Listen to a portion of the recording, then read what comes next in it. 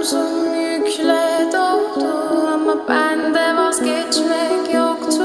Bitmedi, bitmedi, bitirmedim.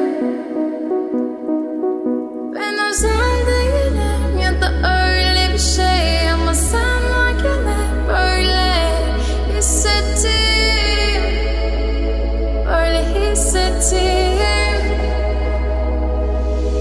Yanan her şey gülmüyor olmalı, bunu sen de hatırlarsın da artık